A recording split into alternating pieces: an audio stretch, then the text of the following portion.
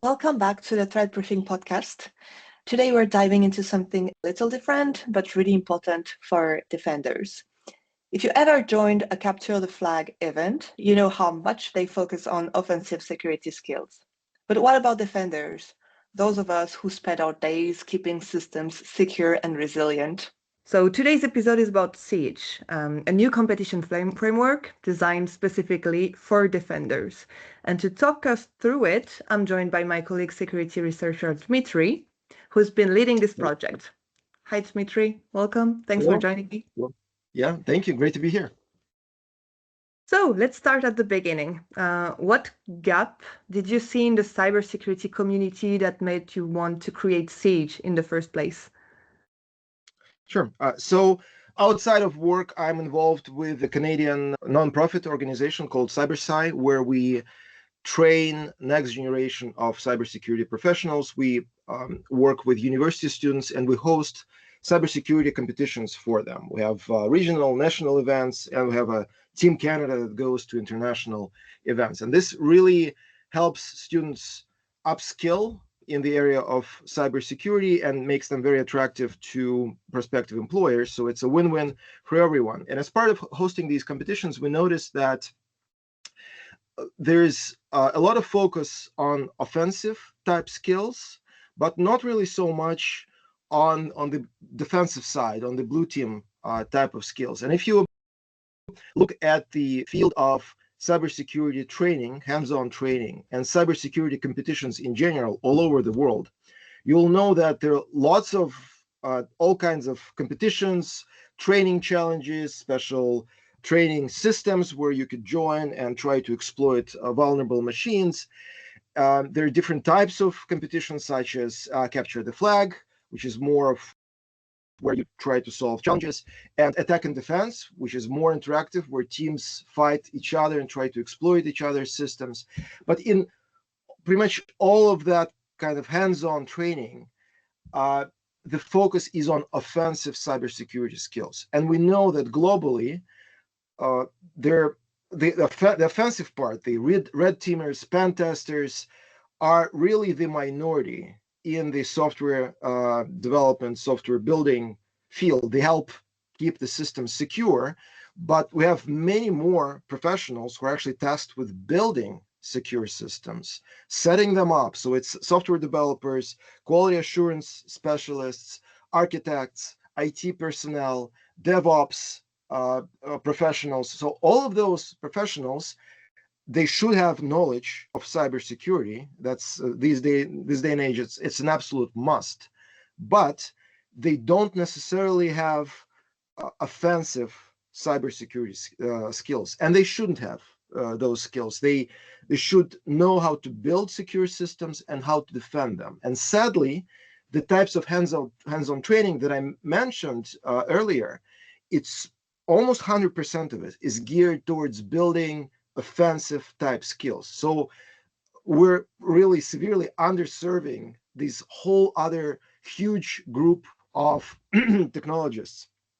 And I used to be a software developer in kind of my previous career, and I would tell you that for me, as a, let's say, as a programmer, to join the regular cybersecurity CTF would be one part, I guess, uninteresting, because I just wouldn't have any type of exposure to those kinds of skills. I wouldn't know the first thing about how to go and exploit a system.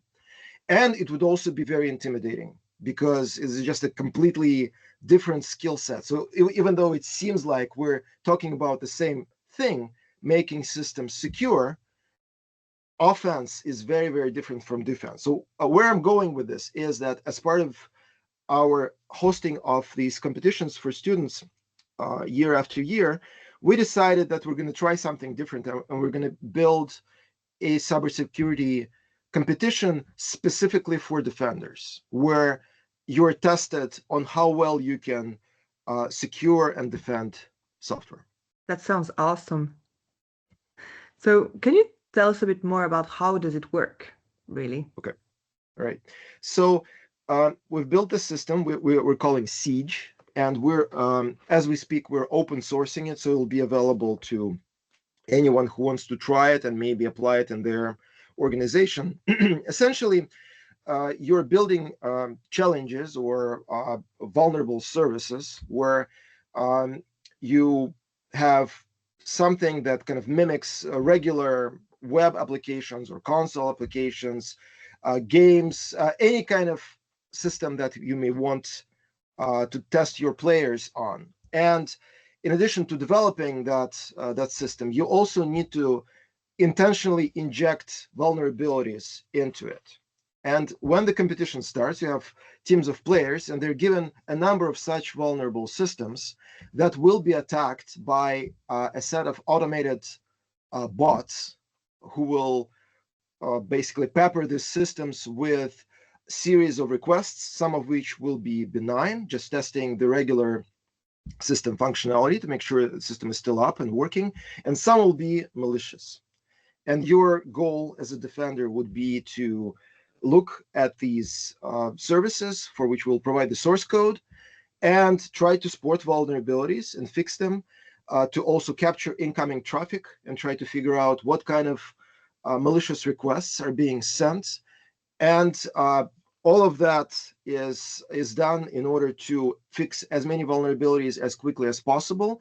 And for fixing them, you will be assigned points. For the vulnerabilities that are still working, you'll be deducted points. And we have a global scoreboard. So we have a bunch of teams trying to secure their software as quickly as possible, all running against the clock. And in the end, a winner is determined. May I ask why siege? Because it sounds pretty much offensive to me, that It word. is, yeah. The oh, you know what? The coming up with the name was probably one of the most difficult parts. Siege is essentially you have like this castle that's under Yeah. siege from attackers, and you want to defend it. So basically, Okay. that's Yeah. the idea essentially. Okay. Is there what's the level of skills that one needs to have to use siege?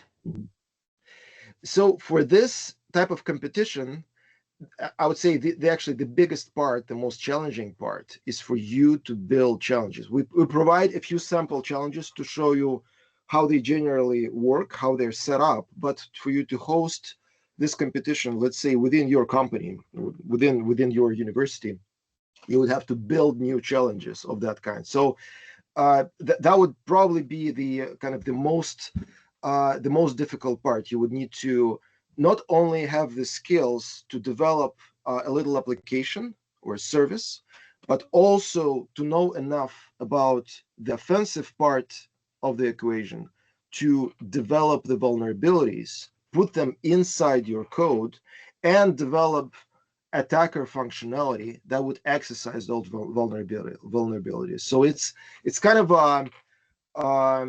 not a low entry bar. Not everyone can host these, and for some of the organizations that may want to use this, they may have to partner with somebody else to help develop challenges for them. But that's essentially kind of the workflow there and the most difficult part. I saw you have a light version of siege. Like, what's Yes, the difference between those two versions? yes. So these competitions, we recommend that you host them in a cloud environment, and for that you would need a whole bunch of uh, team environments. These will be one little network of vulnerable machines per team, and a centralized scoreboard server that communicates with these environments, keeps track of the global score. This is kind of an elaborate setup. It may be a little intimidating for someone to just start with. That's why we're releasing a lighter version that you could use to just try these things out and maybe integrate them into some of your other competitions, being cybersecurity competitions or maybe just developer competitions. And for that, you essentially build these series of team environments that just have a little web application, a portal, and a set of vulnerable machines. And you have full control of the vulnerable machines where you can actually go and fix vulnerabilities. But the portal is something you interact with yourself. So rather than some automated process sending regular requests to your vulnerable applications, you can press buttons in the portal and initiate requests yourself. So you can work at your own pace. You're not kind of pressed for time. It can take longer. And in the end, if you successfully fix a particular vulnerability, that attack that you run with a button no longer works. And the portal senses that and gives you like a little reward or a flag that you can then take and let's say plug in into some other global scoreboard to still keep this environment gamified so that you still know who is ahead, who is winning. If someone like a university team, SOC analyst, or a developer want to try Siege, what's the easiest way for them to get started? So we're releasing this software on GitHub, open source. The address is siege.software. Hopefully very easy to remember. It will redirect you to the appropriate GitHub repo. And with this release, we're releasing not only the software itself, but also a set of scripts that help you set this up, basically bring it up automatically in a cloud environment. So essentially, if you want to host a competition like this, you sign up, let's say, for a free account from Azure, Microsoft Azure. This is what we currently recommend people host this in, and support for other environments is forthcoming.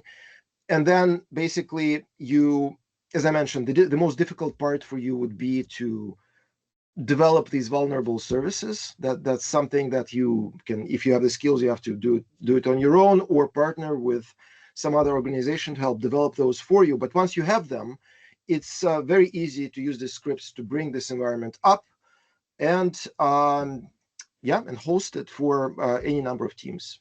Okay, sounds awesome. Like to try it out as well.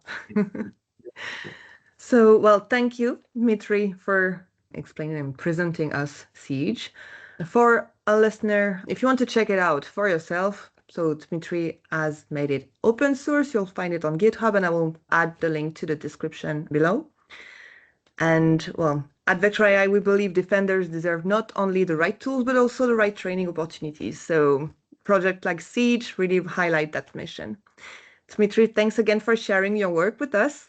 Thank you to everyone listening. And if you have feedback or any question for Dmitry, feel free to comment below the video. See ya.